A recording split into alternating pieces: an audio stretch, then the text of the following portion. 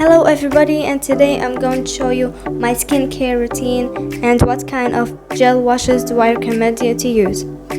First, I'm gonna be using this charcoal gel wash, this rice scrub, and this facial silicone brush.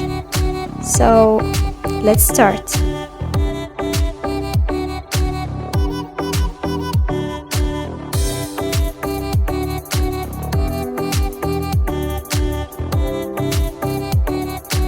And now I'm gonna be using rose water as a skin toner.